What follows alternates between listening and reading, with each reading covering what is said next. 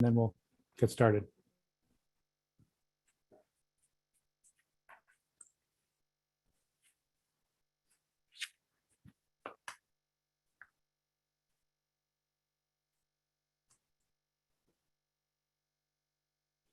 Okay, sounds like we have a good group.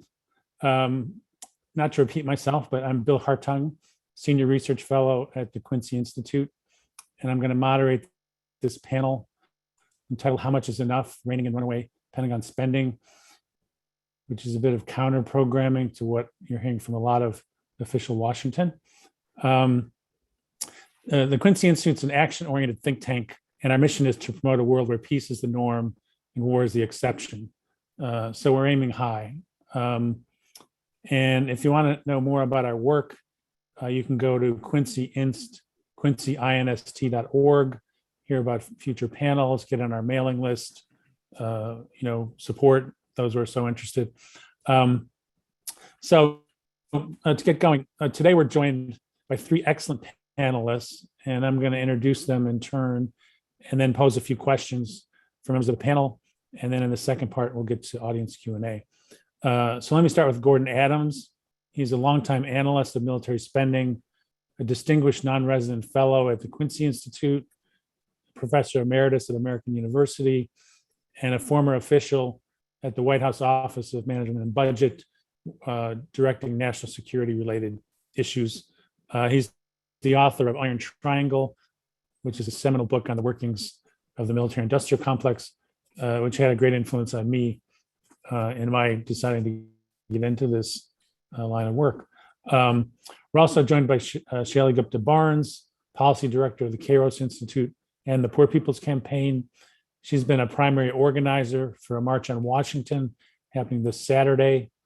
It's going to focus on issues of racial and economic justice, including the need to shift funds from the Pentagon to human needs. Finally, we'll hear from Julia Gledhill. She's an analyst at the Project on Government Oversight, their Center for Defense Information Program, and a former program associate at the Friends Committee on National Legislation. So it's great to have everybody. I really appreciate both the audience and the panelists taking the time. And I'll just give a very brief note of context, then we'll go straight to the questions. As you may or may not have heard, the Biden administration has proposed $813 billion for the Pentagon, along with related work on nuclear warheads at the Department of Energy, which is far higher than the peaks of the Vietnam or Korean wars, more than 100 billion more than the height of the Cold War, adjusted for inflation. And there's hawks in the Congress that would like to add $40 to $50 billion to that, which would put us on a path towards $1 trillion national security budget, really defense budget, within a few years' time. So the question is why? What justifies that level of spending? And I'm not going to answer that question because we have this panel to help us do that, and I'll weigh in as useful. So first for Gordon, how does the Biden administration's defense strategy so far differ from that of the prior administration? Are we engaging in strategic overreach? And if we are, what are the budget priorities? What's your take on that kind of big picture part of the problem? That's a very good starting question, Bill, and thank you very much for the panel and for the opportunity to be here with the Quincy Institute, of which I am also a fellow, and therefore delighted to serve in this capacity. The question that you're asking really has something I think centrally to do with the relationship between strategy and the defense budget. And that's probably the most critical issue that we can address. And so the first thing that I want to say is, contrary to a lot of the mythology that we make ourselves in many cases, the defense budget is not necessarily made by strategy. The myth is that you start with some strategic notions, some threat notions, a budget that meets the military requirements to deal with those strategic priorities, to deal with those threat priorities. And then what follows is force structure and hardware programs and training and education and allied relationships with the military and the other things that follow in terms of policy. Strategy obviously has something to do with defense budget. It's not made entirely in a void, but there are other things, and I'm going to come back in this opening set to a couple of the other things that are also critically important and what determines both the contents and the size of the defense budget. So starting with strategy, I don't think the Biden administration's overall national security strategy nor its defense strategy are terribly different from prior strategies. The big difference may well be with Trump, but I'm not sure that Trump set the tone here. The strategic notions that influence American strategy are of long standing now. When I was working in the White House in the beginning term of the Clinton administration, I used to walk around the West Wing with a set of briefing graphics under my arm. When I was asked the inevitable question, often asked by White House staff, why are we spending so much on defense? And this is the 1990s when we were spending less than a third of what we spend now on defense in current dollars. And the question really was answered in part by those briefing graphics. What it said was the United States has given itself a global military mission. And if you start with that definition of a global military mission, almost inevitably, the United States is going to be spending more than any other country in the world if you assume its military requirements and its military commitments are a global matter. It means you have to maintain forces that are large enough to deploy anywhere. The ground force needs to be deployable. The naval force needs to be able to operate in all of the world's oceans. The Air Force needs to be able to fly in all of the world's airspace. And you need to build a formidable set of logistics and basing and intelligence and communications, a huge grid of activities and installations and operating capabilities along with transportation that is global in nature. All of that drives the American defense budget from the strategic perspective up, and it drives it up significantly. We often say, well, the United States spends more than the next 10 countries combined on defense, and that's right. There's not another country among the other 10, including China and Russia, which arrogate to themselves a global security mission. It's the military arm of what is sometimes described as the global international rules. And there's a lot packed into that description of what the rules are. But the United States really since the 50s has been the country that has arrogated to itself the maintenance and enforcement of security operations on a global basis. And that's why we have such a large force. And that has not particularly changed in the Biden administration. The global assumption for the US military is the core strategic assumption that is the big strategic contributor to the US defense budget.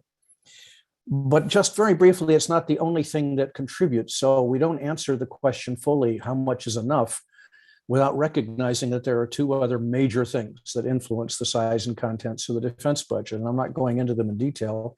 Bill, you kindly mentioned the Iron Triangle. The United States has 3+ military services that are bureaucracies. And those bureaucracies are permanent organizations which develop and refine and advance their own missions, their own requirements, their own capabilities, their own internal bureaucratic needs. They lobby with each other, they trade off with each other. We can go into examples, if you like, in discussion. But whether you're looking at something like the F-35 or nuclear programs or Army troop levels, all of those things are influenced by bureaucratic requirements that may be only loosely related to strategic thinking, but tend to get duplicated from year to year. And the third area that contributes enormously to the defense budget is the politics of national defense and national security in the United States, what the president wants, what members of Congress want, what is made in particular districts of members of Congress, what bases are located in other districts of members of Congress, who sits on the appropriations and authorizing committees, who are the constituencies for the military budget. And that's why I described the concept as the Iron Triangle many years ago, because in the politics of defense, you basically have the service bureaucracies, the political system, and the industry and communities where the defense dollars go. All of those create a relatively closed network of relationships that have a huge impact on where things ought to be in the defense budget. So I don't want to elaborate all those in detail, but it's not just a question of, is the strategy consistent? Yes, the strategy is largely consistent. We can, in discussion, pick apart some differences with Trump and some differences in terms of counterterrorism operations, up or down. We can talk about some differences in the nature of the Russian operation in Ukraine and the Russian capabilities. We can talk about the Chinese. But essentially, assuming the United States is responsible on a global basis for security and military operations is the core strategic assumption that underpins a very large defense budget. So when groups like the National Defense Panel argue, we don't have enough, what they are saying is, here's a set of tasks we think the United States has to discharge, and we're not spending enough money to do them. That's fundamentally true. It's fundamentally true because if you have a global mission, there will never be enough. It always justifies more spending. A global mission always justifies more defense spending. There never is enough. And frankly, there's never been enough in the entire 70 years of the history of the United States defense budgeting since the 40s. There's never been enough. Nobody has ever said we're spending enough to deal with all of the missions we've assigned ourselves. So part of the problem, and that's the one you're focusing on, Bill, is the definition of mission and strategy. Is that appropriate to the modern world? And that's a question I'll let rest for the moment, but I hope we come back to as the discussion proceeds.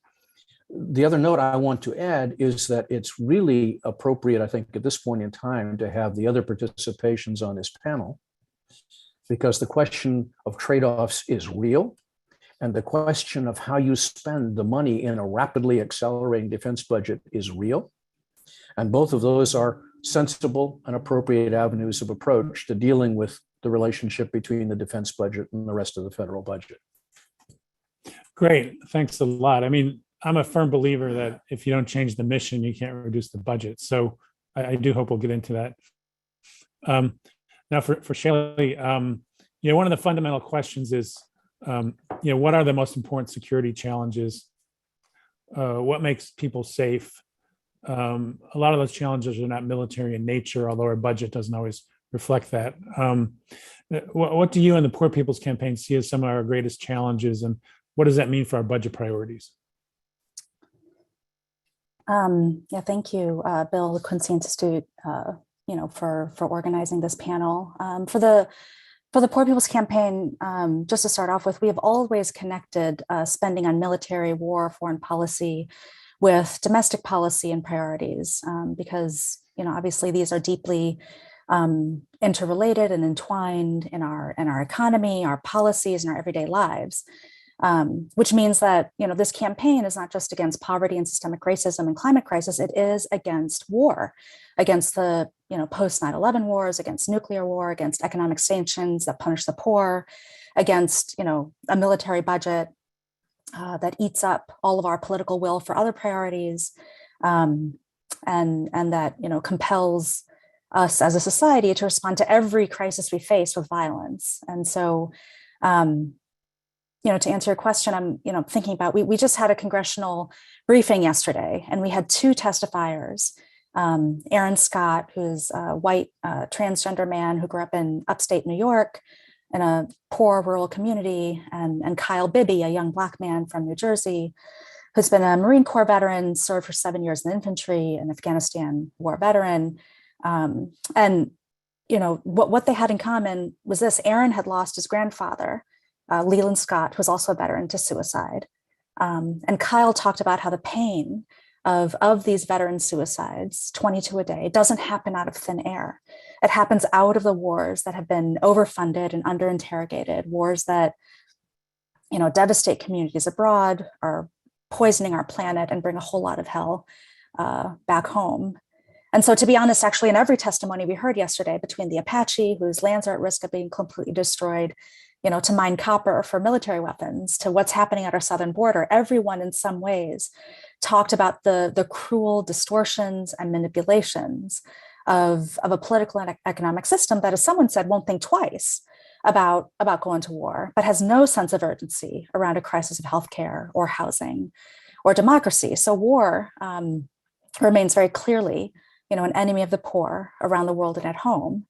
Now, of course, to come back to the specific question you're asking, it's not the only enemy facing the poor in terms of threats and challenges. A recent report found that during the pandemic, 330,000 people's lives could have been saved if we had healthcare that everyone could access. 330,000 people.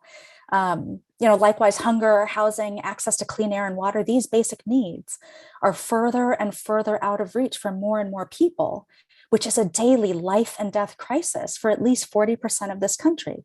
It's not because we don't have these things, but because we can't, not everyone can afford to have them. And so during the pandemic, we saw that this government can and will marshal resources to make these available. It will expand healthcare. It will expand unemployment. It'll make something like the child tax credit available to more people. It will put people in temporary housing, not shelters, but housing. It'll make sure that water and heat and light are not turned off, but it won't do that for very long.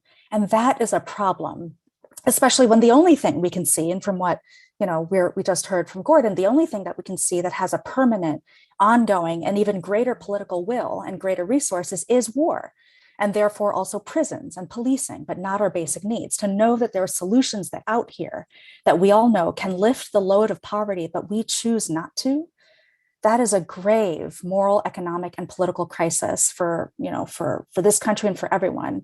As at the congressional briefing yesterday, Reverend Barber, the national co-chair of the campaign, said that this democracy cannot sustain the tension of 140 million people living in poor or on the edge of economic ruin in terms of our values, who we understand ourselves to be as a country, and the consequences of the path we are on. It is truly an existential crisis, this vast, widespread poverty and abandonment in the midst of plenty. And so what that means is taking, in terms of budget priorities, it means taking this widespread pain and suffering and loss very seriously, reorienting all of our national priorities to center the least of these, to center the poor in our budgets, in our policies, in our politics. And what we say in this campaign is when we lift from the bottom, everybody rises. Now, within that, there's a lot to say, but there's a whole economic, political, and peace agenda in there. And it starts with the poor. I'll stop there, but that, I hope that gets us to some of what we're talking about this afternoon. No, thanks. I mean, I think that really brings it home.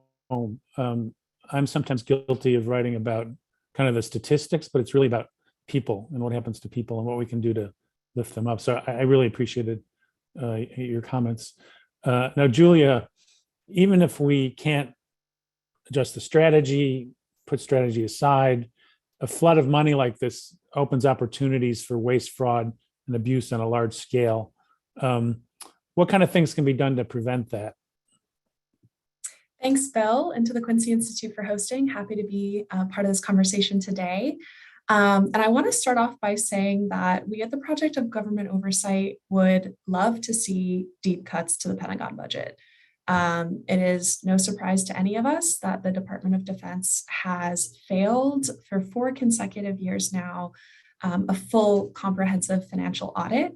We know that financial mismanagement is rampant in the Department of Defense. And the reason they haven't failed more audits is because they only completed their first comprehensive financial audit in 2018. But as you say, regardless of the top line, regardless of defense strategy, we really want to see the Department of Defense spending taxpayer dollars as effectively as possible. And one of the biggest obstacles to quite literally getting our bang for our buck in this regard is price gouging by defense contractors. We know that contractors have been overcharging the Department of Defense for defense equipment for a long time. There are multiple audit reports dating back 23 years on this. And we have seen these defense contractors successfully lobby Congress to create loopholes in contracting law that enable them to bamboozle the Pentagon into bad deal after bad deal. And these are sometimes multi-year, multi-million-dollar defense contracts. So the corporate power here is seemingly boundless.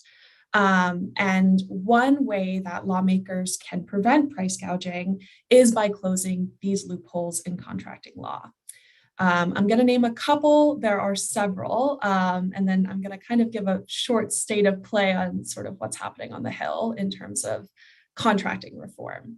The first loophole in contracting law that the Project on Government Oversight has spent a lot of time writing and lobbying Congress on is this definition of a commercial item. And so basically commercial items are goods sold to the Department of Defense that don't require companies to provide the department accurate cost and pricing data. So imagine that you're buying a car and you don't even look at the price tag. It's pretty ridiculous. It's pretty inconceivable for, I think, any consumer.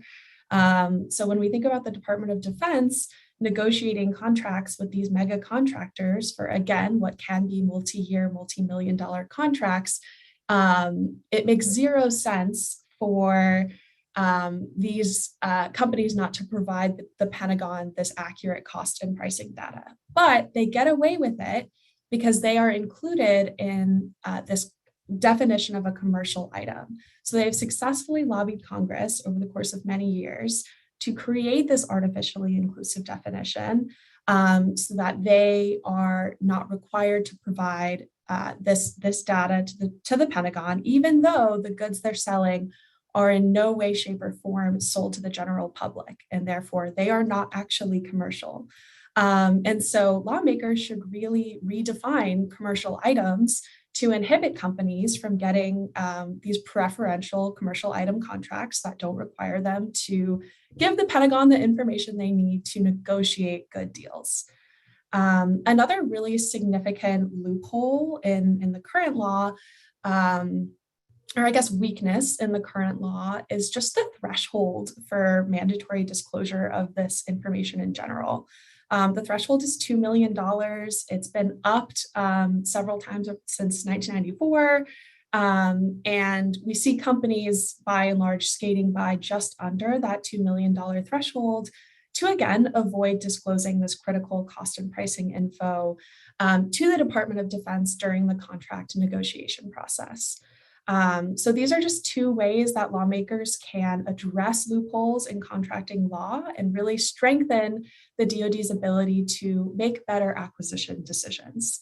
And there's a lot to say about the acquisition process in general. I think we all know that it's not perfect, but redefining commercial items to prevent companies from getting these preferential contracts and then just lowering the mandatory disclosure threshold is really, really important.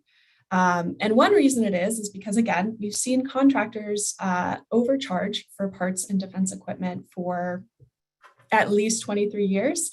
But the Department of Defense Inspector General really blew the lid off this issue and generated a lot of media attention in the past 2 years when the IG released a report on one particular company called TransDigm.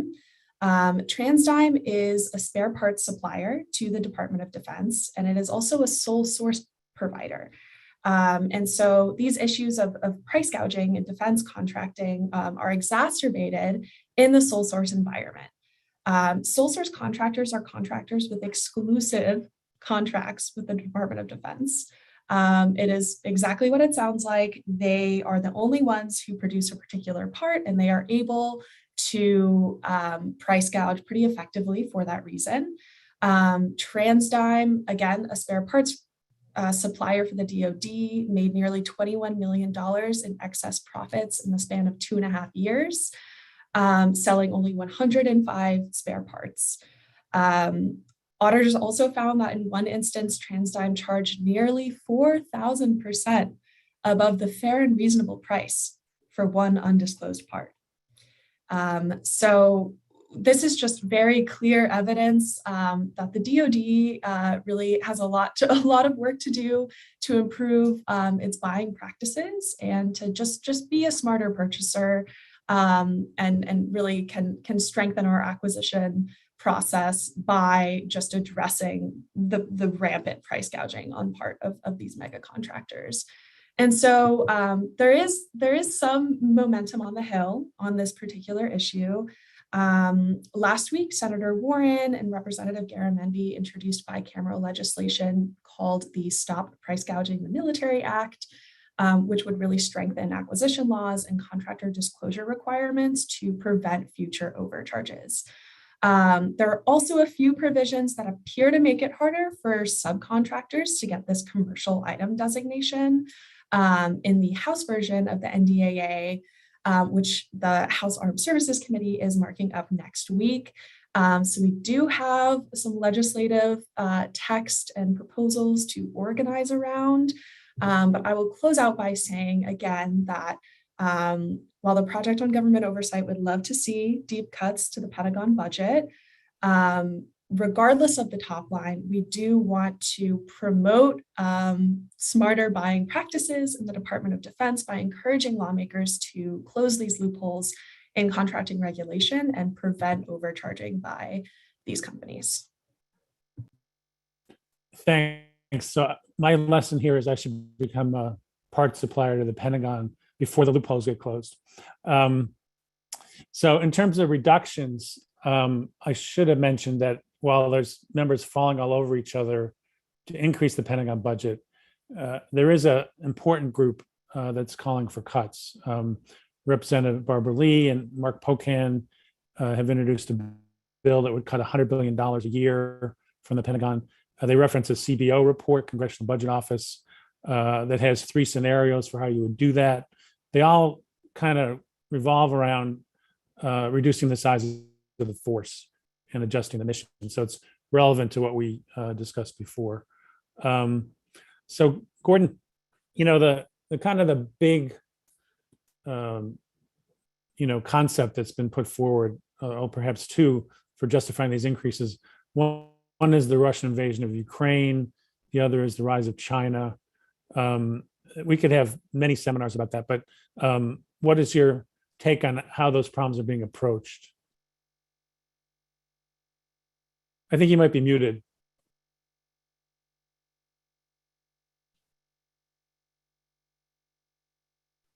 There we go.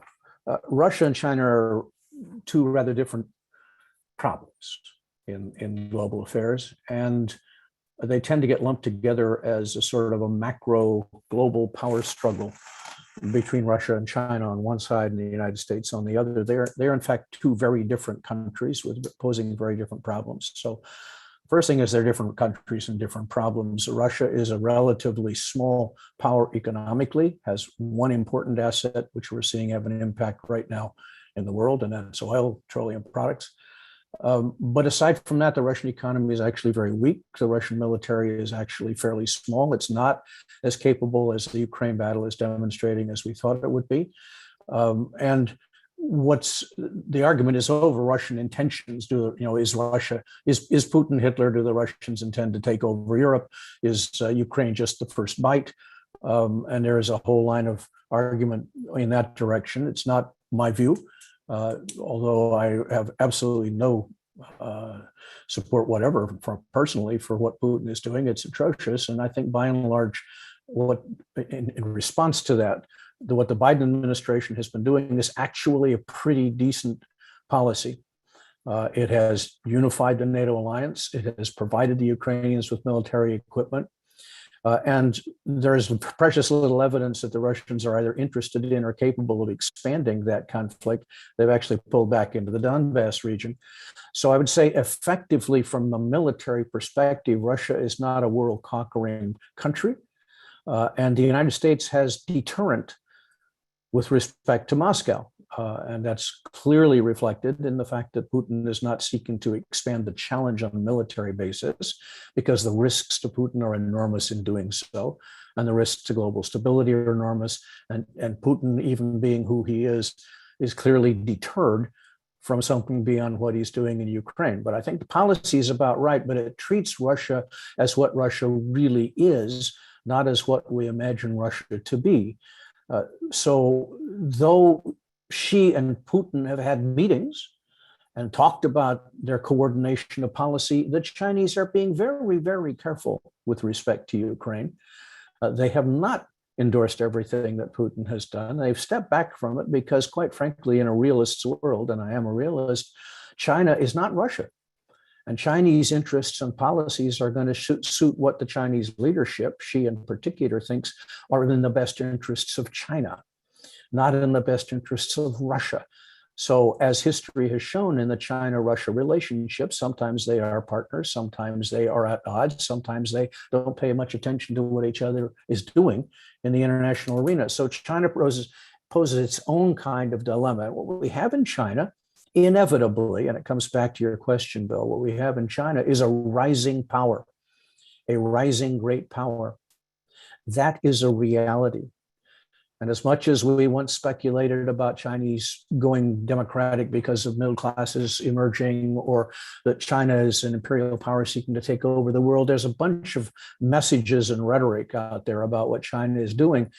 From my perspective, China is a rising great power. That's a fundamentally realist statement.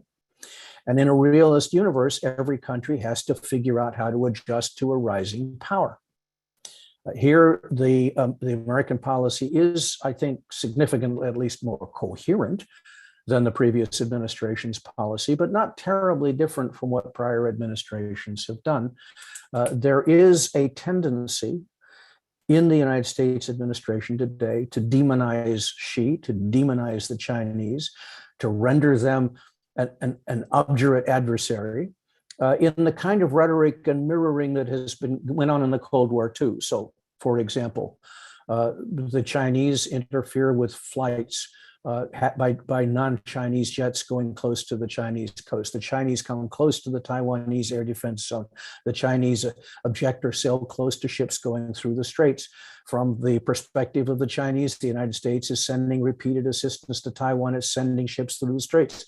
There is a kind of game of confrontation and mirror imaging here that we're very familiar with because they happened during the Cold War. So we should not overstate their significance. And it's very important to understand the world from the Chinese perspective, not to agree with it, but not to make mistakes. So far, we are pushing, I think, way past the point of acceptable reason in terms of justifying the budget in the context of a confrontation with the Chinese, way past the point of Chinese existing military capabilities. Again, it's a status with which we're very familiar. We overstated Soviet military capabilities systematically through the Cold War, as the record now very clearly demonstrates. And I have no doubt that to some extent and in many areas, we are overstating the Chinese military capabilities. 2.5 carriers, a third one under construction, are not 11 or 12 carriers. A military ground force that has not been exercised outside the boundary of China since God knows when is not a capable military force as a ground force. Alternatively, the United States is never going to invade China with ground forces. It's not going to happen. We would be eaten alive. So from a military point of view, there's some falsehoods to the kind of military language and rhetoric and measuring that is going on here. That said, China is a rising power, and in a rising power, other countries need to adjust. And it's perfectly clear that the United States is no longer capable of enforcing a global military capability in the Western Pacific that alone can deal with the military issues and the security issues in the Western Pacific. Here, strengthening diplomacy and statecraft is critical. And to some degree, I have to say, the Biden administration has been doing that by working with the Indonesians and the Australians and the Japanese and the Filipinos and all the countries that border China and have their own strategic interests at stake in these confrontations. So the question here is managing the rise of a power. Some call it the decline of American power. Relatively speaking, it is that. But once again, as I said in the Russian case, the United States has immense military capability that we understate to currently systematically deter what anybody might want to call Chinese adventurism. The capability is in place, right? As I said earlier, it's not the thing that justifies the level of the defense budget, right? Because many other things justify the level of the defense budget. So the question by implication of what we've all been saying is, can we cut this budget? Objectively, of course we can. Objectively, politically, historically, what causes defense budget cuts to happen? That's the critical issue. And there's really, in my experience, and I've lived through every cycle of defense budget rise and fall since the beginning of the Cold War, is two things lead to the defense budget going down relative to where it was. That's an important qualifier. One is the end of a war, end of Korea, end of Vietnam, end of the Cold War, when I was sitting in the budget office in the White House, end of the Iraq and Afghan wars. All those things lead defense budgets to go down, right? But ending wars is not really a strategy that one can execute from one perspective. Obviously, one of the things that needs to happen is for the struggle in the Ukraine to end.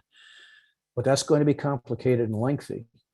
It will probably lead to lower requirements in the US defense budget. So ending a war is important. It's very hard to just cut the budget without that being part of it. The other thing that is very important, and I think that's where Shaylee's stuff comes in, is defense budgets go down when they are viewed in the broader context of budget trade-offs and, sad to say, deficit reduction. So we've seen the defense budget come down after 1985, when Gramm-Rudman-Hollings was passed, after 1990, when the Budget Enforcement Act was passed, after 2011, when the Budget Control Act was passed and a war was ending. In all of those circumstances, we see defense budgets going down. Because there's never enough, that's the trade space for making the argument. And I think, the kinds of arguments that are being made about intersection of issues and the agenda of national and domestic security that we now have to deal with, the racism, the anti-trans things, the climate change issue, the poverty issues, you name your important domestic issue. These are all the trade space that politicians have to deal with. And in that context, when you make a broader budget argument, you have the opportunity to say the defense budget, sure, you want some national defense, you want a capability, but it needs to be within reason. It needs to recognize that there's never going to be enough for what some people want to do in the world. But there are other important priorities that the American people have, and those are politically enforced, those are politically gamed out. They're very hard to do. The kicker is it really works best when the argument is we're spending too much in the federal budget in general. That's not necessarily good news for trade-offs, because and that's the politics that have been played out since 1985, right? With the exception of the years between 2000 and 2011, 2002 and 2011, when there was no caps in federal spending, the trade-off space, the trade space was within the entire discretionary budget. That's where defense lives. That's where foreign policy lives, diplomacy, development. That's where domestic programs live. The problem is that in that trade space, either everything had to go down, or if defense was going to be allowed to go up, as was demanded by some people, then domestic spending had to go up at least to some degree in order to match it. That's the trade space. So in terms of setting defense strategy and internal politics aside, the way in which this issue is best argued, in my judgment, is between what is the end of combat operations and where are you committed globally to the risk of combat interventions, non-intervention, interventionism revisited.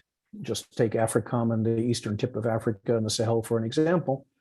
Where is the trade space here so that we can contain the commitments? And where is the trade space in budgetary terms so we can meet pressing domestic needs? That's, I think, where the terrain really lies. Thanks, Gordon. I peeked at the questions, and one of the key ones was, how do we build a consensus for reducing Pentagon spending? Shaylee, you are part of one of the most important grassroots campaigns in the country, and I think this change is going to come from outside of Washington. I don't think it's going to emanate from in Washington. So how is the Pentagon spending issue resonating in your organizing as you lead up to this march in the mix of the other issues that people care about? Well, one of the things that we have learned in the course of building this campaign is that there are ways that we could, cut military spending. This was back in when we released this moral budget in 2019. The whole process around that budget was kind of interesting. We have this broad ranging agenda that touches, on all of the issues facing poor and low income people, which are many, many issues. And when it was released, the first thing we heard was, well, this is great. It's never going to happen. It's too much too fast. What are your real priorities? And so our step with establishing the budget was, well, how do we make something like this possible? How can we ensure that everyone has healthcare and housing and democracy and doesn't go to jail if they don't have the right papers? We don't destroy our planet with all kinds of things. And so through that process, we created this moral budget.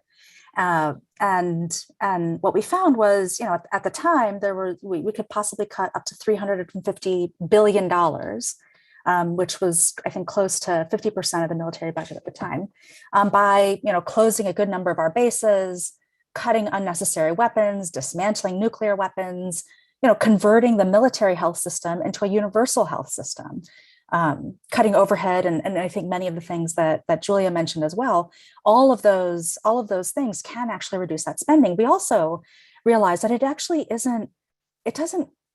the direction that we want to head isn't a space where we can, as Gordon was saying, kind of peg domestic spending to military spending or the other. That's not actually the world we need to have. We have to, it's not good enough. There's still these distortions, right? If military spending goes up and spending on these other priorities goes up, that isn't where we need to go. And so our response, as folks know, is threefold. It's to organize, and organize. It's to build the power of those who are most adversely impacted by these injustices, bring them together, people who, as King said more than 50 years ago, have nothing to lose in terms of maintaining this status quo.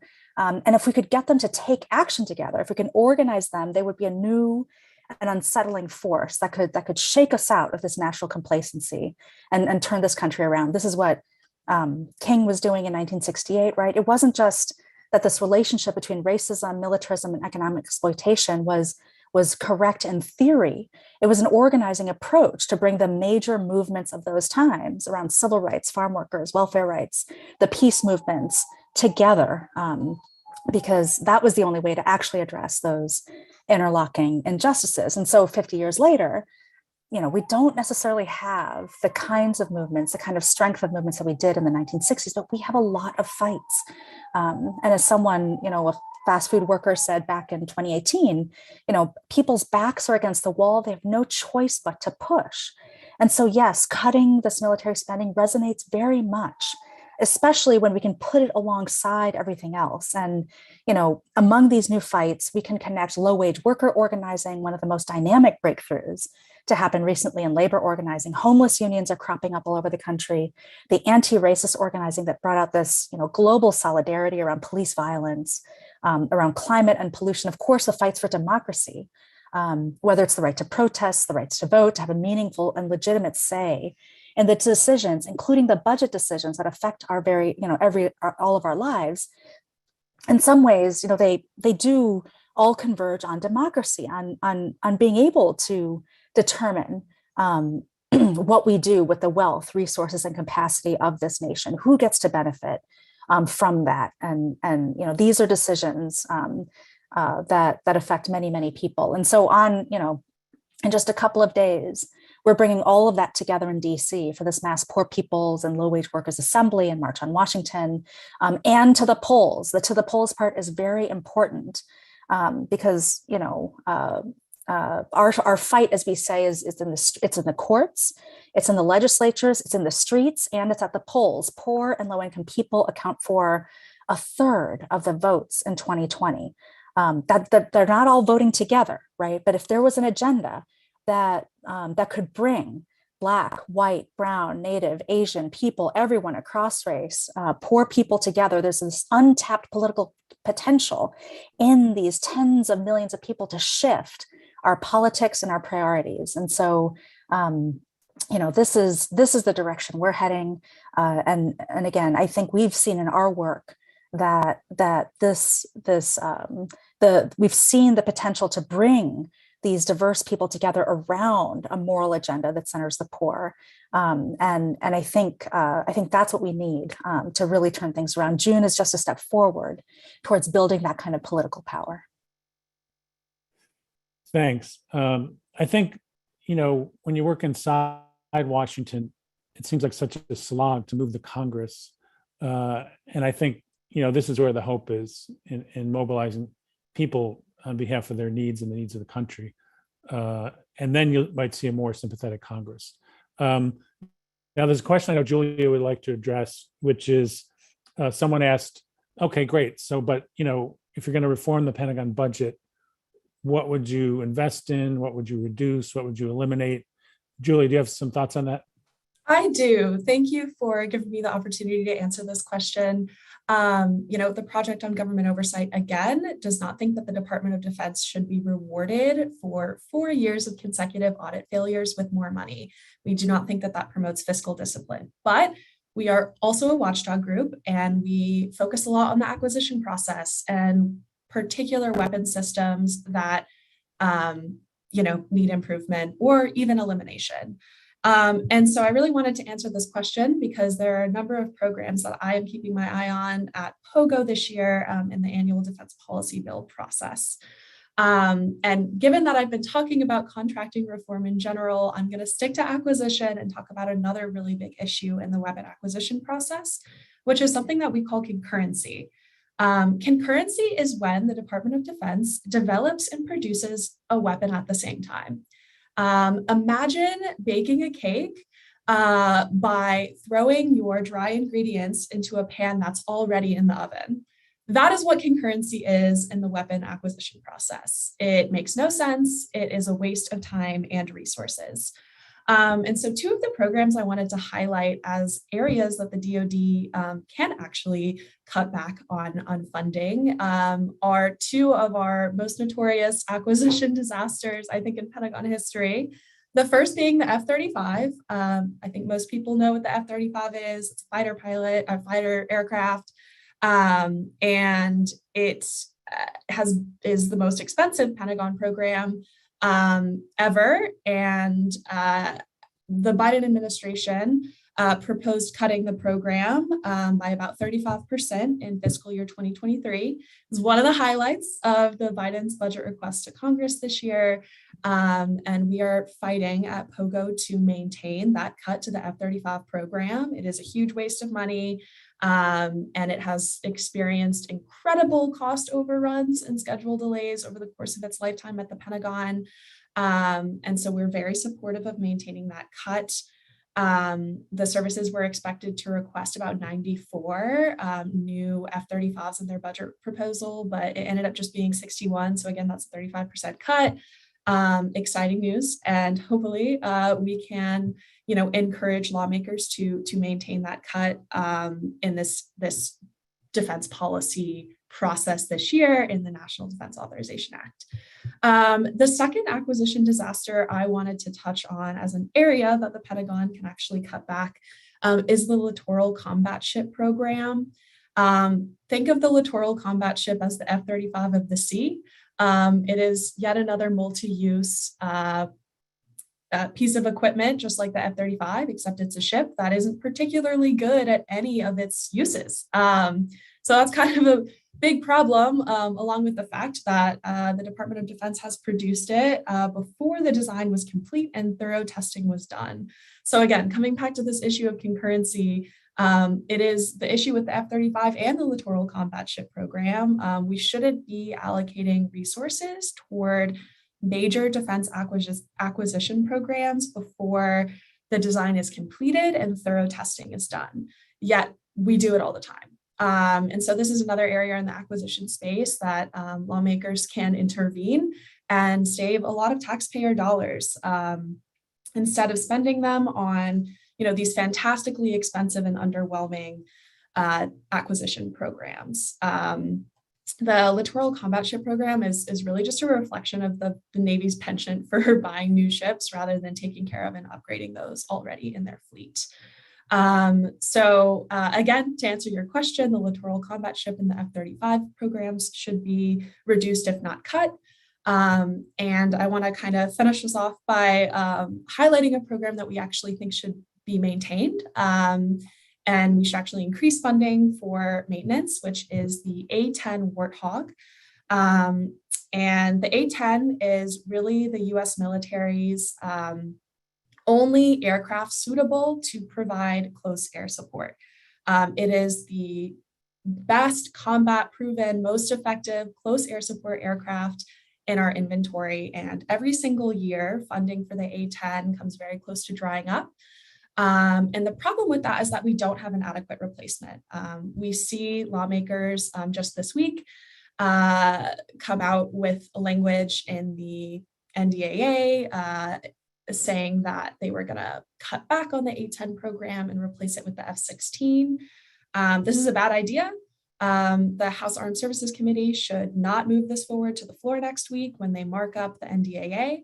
And the reason for that isn't only because the A-10 aircraft, is our best bet in terms of maintaining our close air support capability at this moment, but it's also because the community of A-10 pilots will deteriorate without aircrafts to practice, to get their flying hours in. And so it's really important not only to maintain the fleet, but also the community of pilots who have cultivated this specialized knowledge and experience over several decades. And so the A-10 program should be maintained. And we are hoping to get some protections for the fleet into the bill this cycle. And those are just a few of the programs that I wanted to highlight. But again, in terms of eliminating programs, this issue of concurrency in the acquisition process is a really big one. And there are actions lawmakers can take to exercise their oversight tools and prevent future acquisition disasters like the Littoral Combat Ship Program and the F-35. But I will pause for now because I don't want to get into all of the nitty gritty, but excited to chat about this more, hopefully another time. Thanks. I'll just make one big picture comment, and then people have a few minutes to say whatever they want to about the subject and as we wind down. I think, if we are to reduce the Pentagon budget, we shouldn't have hundreds of overseas bases. We shouldn't have counter-terror operations in 85 countries. We shouldn't be doing a $2 trillion buildup of the nuclear weapons complex. We shouldn't have 500,000 private contractors working for the Pentagon doing work that can be done more cheaply by government employees. We should be more active and effective in our diplomacy on things like the Iran nuclear deal, which is hanging in the balance at the moment. We have no discussions with Russia, which in the short term is probably inevitable, but there needs to be discussions about the future of the nuclear force with the Russians at some point. There's only one treaty left, the Strategic Arms Reduction Treaty. There's only one treaty left to reduce nuclear weapons, New START, and so those are big items that need to be addressed. But I think will have to be, and I think can be if we're going to move forward. So let's go for a couple minutes each, which is not great, but sometimes people only get 30 seconds each at the end. So this is like generous by some standards. So Gordon, you want to say a few things, and then we'll go around the horn. I think you might be muted. I might be, and I am. Now I'm unmuted. Just a couple of points in the framework that we have all been talking about. If there are enormous opportunities in the kind of agenda that Julie is talking about, they are not necessarily going to cut the defense budget, not by much, but they're important anyway because they're going to increase the capacity of Congress and American people to have greater visibility and transparency in how the Pentagon does business, and that has a value in its own right. There are, I think, real opportunities over the next electoral cycle or two to start putting in place the kind of argument that Shelley is talking about, the kinds of trade-offs between spending on a well over militarized foreign policy and spending on a tremendous agenda of domestic needs, not the least of which, as she mentioned, is the protection and preservation of American democracy, which is absolutely central to messaging and accomplishing almost any other task that has been put on the table. Coming back to where we started in terms of strategy, we are in a situation today where the politics of the defense budget are on the upside. They're not on the downside. So this is a difficult moment to try to do anything about reducing defense spending. And I think fundamentally, if you're going at it solely in mission terms, we've talked about trade-offs, we've talked about waste, fraud, and abuse, but in mission terms, it comes back to where I started. It's the global mission. And many of the things that you have pointed to, Bill, just now, are part of that global mission. It's going to be very hard to reduce bases just because there's a lot of them. It's going to be easier if you decide that you don't need them because the global mission has changed.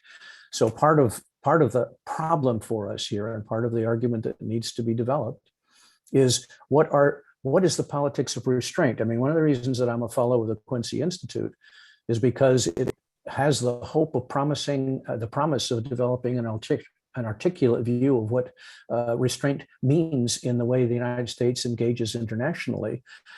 It opens up different agendas. I've mentioned some of the question and answers have been mentioning things like climate change, which we have not talked much about. But restraint is the alternative both to conservative interventionism, a la Bush in Iraq, a la liberal interventionism, a la Obama in Libya, a la counterterrorism operations in the Horn of Africa and the Sahel. All of these areas of commitment need to be cut back. Needs to be cut back. And those are part of what open the opportunity for saying, we don't really need 750 different pieces of basing architecture around the globe because the missions have changed and we are more restrained, more working with allies, more facing a broader agenda with them. And that gives the opportunity for reshaping the mission end of this issue. Great. So moving along, Shaylee, do you have any final wisdom you want to share? Yeah, just for a minute that, when things are as hard as they are right now, and we see that, military spending is going up, we're seeing this drive to escalate in Europe, with China, and the cost that will have, as someone mentioned in the chat, on our climate, on generations, on our, where we are now, but also generations ahead of us. It is very, I think it's not just easy, but it is, people, I think the forces that keep these kinds of things intact want us to be kind of demoralized by all of that, to think that we don't have a chance at changing that we got to kind of accept where things are and do the best we can with what we got. And I mean, nothing could be further from the truth. Our responsibility, and I think everyone here knows that, our responsibility is always to push for more because we know it's possible and we know it's necessary, and to bring in that spirit of hope and real optimism that comes with these struggles. That is the only way that change has ever happened, and we need everybody. All hands, we need everybody in this, nobody out, because it really is, everything is on the line right now. And so I walk, towards our event in June with a lot of hope that we can and will change us, because things are so bad. We have no fight, as someone in our campaign said, but to push. So we will. Thank you. So Julia, you might be the 32nd person, because we do have to wrap up, but is there like one thing you want to highlight? Yes, thank you, Bill. Cutting the Pentagon budget would bolster national security because it would force the Pentagon to, financially manage a bit better, and therefore it would actually increase our military readiness, which would benefit our service members and protect them. So cutting the Pentagon budget would bolster our national security. I will end there, short and simple. Thank you very much. Thanks to all the panelists for this informative and inspiring conversation. I think we can reduce the Pentagon budget, but it's going to take a lot of work. But there's plenty of people willing to do that work, and plenty that can join us if we reach out in the proper ways. So I want to thank you on behalf of the Quincy Institute. Again, if you want to reach us, follow us, it's quincyinst.org, quincyinst.org. We have 2 panels coming up next week. On the 21st, we have a panel entitled Al-Qaeda, Evergreen Threat, or Yesterday's Fight. And then on the 22nd, we have one called The New Right, Ukraine Marks Foreign Policy Shift Among Conservatives. We've done some very good work, my colleague Michael Swain, on threat inflation related to China and a new strategy towards East Asia that would cost less and be more effective. So there's plenty to look at. And I thank everybody for attending. I'm sorry we didn't get to all the questions, but it was a rich conversation, and I very much appreciated being able to participate in it.